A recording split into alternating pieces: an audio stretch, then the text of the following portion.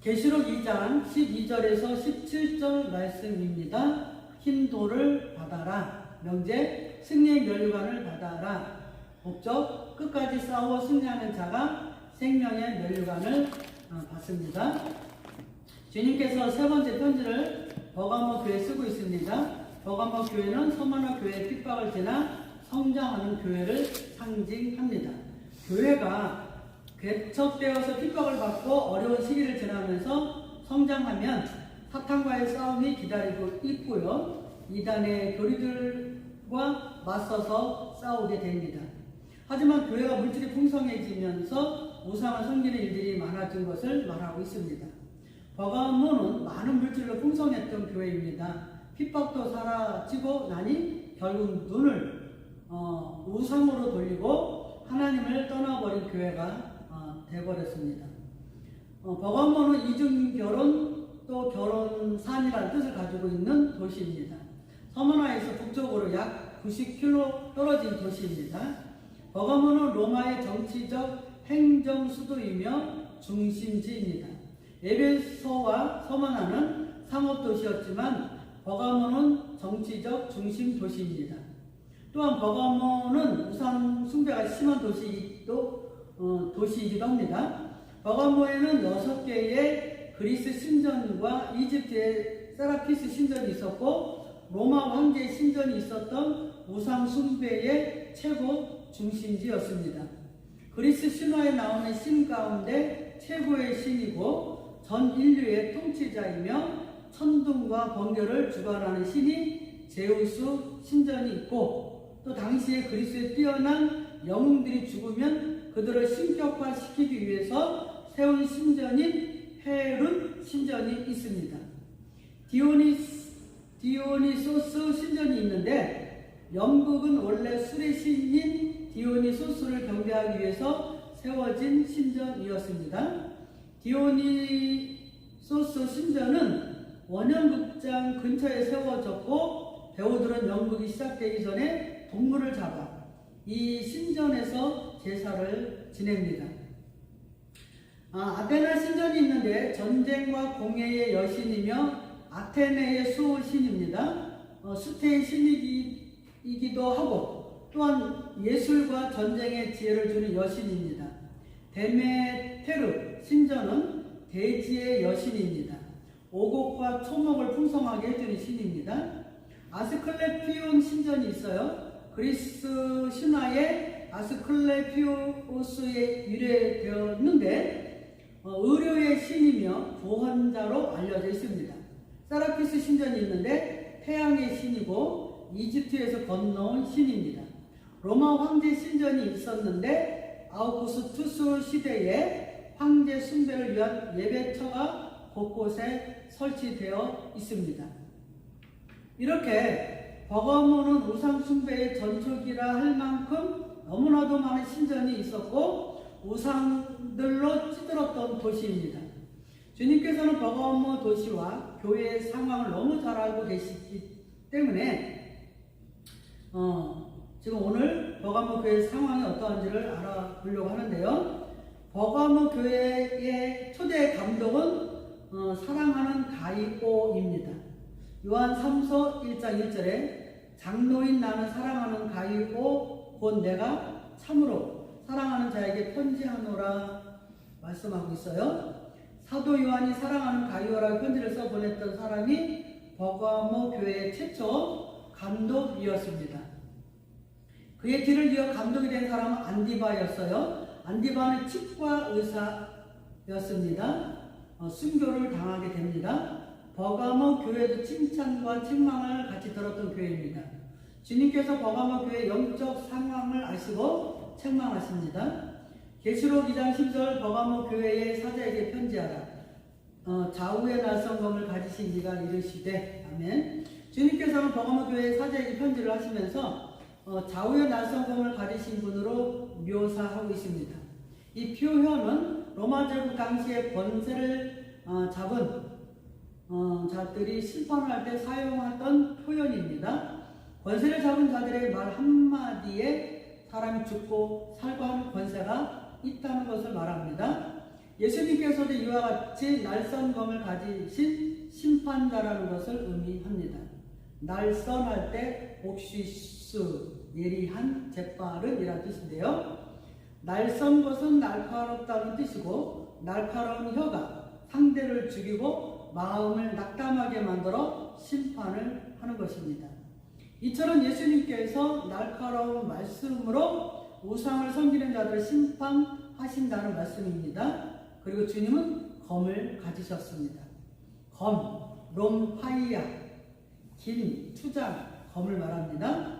주님께서는 선과 악을 가리신다는 것을 의미하는데요. 잘못된 것을 바로잡고 악한 자들을 심판하신다는 거죠. 칼은 심판의 도구입니다. 주님은 능력이 있으시고 말씀으로 죽이실 수 있다는 것을 말씀하시는 것입니다. 히브리어로 칼은 헤레브, 칼, 도끼를 말합니다. 헤레브의 의미를 보면 헤이트, 레이시, 베이트예요. 그래서 예수 그리스도의 말씀 안으로 들어오지 않고 헤이트, 악을 저지르며 우상을 섬기고 악의 울타리 안에 계속 머무르고 있으면 하나님의 말씀의 칼로 심판을 받아 인생이 파괴되고 비참하게 되며 영혼이 폐허가 되어 영육으로 가난하게 된다는 히브리적 의미입니다. 주님 이런 심판자입니다. 우상을 섬기는 것을 가장 싫어하시고요. 반드시 선과 악을 가리시고 빛과 어둠을 나누신다는 거죠. 우리도 반드시 빛에 거하는 자가 되어야 하고 진리의 말씀에 굳게 서야 합니다. 요한계시록 2장 13절 내가 어디에 사는지를 내가 아노니 거기는 사탄의 권자가 있는 데라. 내가 내 이름을 굳게 잡아서 내 충성된 증인 안디바가 너희 가운데 곧 사탄이 사는 곳에서 죽임을 당할 때에도 나를 믿는 믿음을 저버리지 아니하였도다. 아멘. 주님께서는 버가모 교회가 어디에 사는지를 알고 있다고 말씀하시고요. 버가모 교회가 처한 상황도 알고 있다는 거죠. 버가모의 우상 숭배지에 교회가 세워졌다는 것을 주님께서 알고 있다는 거죠. 우상 숭배 중심지에서 믿음과 신앙을 지키며 살기가 쉽지 않다는 거죠. 그러면서 말씀을 지키고 살고 있는 버가모 성도들에게 칭찬과 격려의 말씀을 하신 것입니다. 내가 아노니 에이도 보다 알다 경험하다는 뜻인데요. 직설법, 동사 직설법 완료 능동 대단수 일치. 알고 계시는 사실이 실제로 있다. 완료 시제로 아는 거죠. 능동의 주체 주님이 아신다는 거죠. 주님께서는 버가모 교회 성도들의 신앙을 어떻게 지키고 있는지를 아신다라고 말씀하셨고요. 사탄의 모임이 있는 우상 숭배지에서 믿음을 저버리지 않고 끝까지 주님의 말씀을 지키는 모습을 주님께서 보고 있다는 거죠. 직설법을 사용함으로써 진짜 있었던 것을 묘사하고 있어요. 사탄의 자리에서 신앙을 지켜나가는 모습과 숨겨당하는 모습을 직접적으로 말씀하고 계십니다. 완료는 이미 주님께서 모든 영적인 상황과 성도들이 어떻게 주님의 나라를 위해서 믿음을 지키고 있는지 완전하게 아셨다라는 뜻입니다. 주님은 직접 자신이 능동적인 행동으로 성도들의 형편을 아신다는 거죠. 자, 우리의 신앙도 주님은 모두 알고 있어요. 어떻게 믿음 생활을 하는지, 어떻게 우상들과 싸우는지 주님은 나의 믿음을 보고 알고 계신다는 거죠. 주님의 나의 믿음의 상태를 알고 계시고 세상에서 주님의 나라를 위해서 또 복음을 위해서 고군분투하는 모습을 아시고 격려해 주시는 것입니다. 버가모 교회는 사탄의 왕자가 있는 장소라고 그랬죠. 많은 우상들이 존재하는 곳이고 사탄의 중심지에서 신앙을 지키며 산다는 것이 얼마나 고통스럽고 힘든지를 말씀하고 있는 것입니다. 주님은 이런 상황에서도 믿음을 저버리지 않는 것을 칭찬하고 인정하는 것이에요. 버가모 교회의 감독이었던 안디바가 결국 사탄의 회당에 끌려가서 순교를 당하게 됩니다. 많은 버가모 성도들이 끌려가 사자밥이 되었습니다. 그런데도 많은 신실한 성도들은 믿음을 버리지 않았습니다.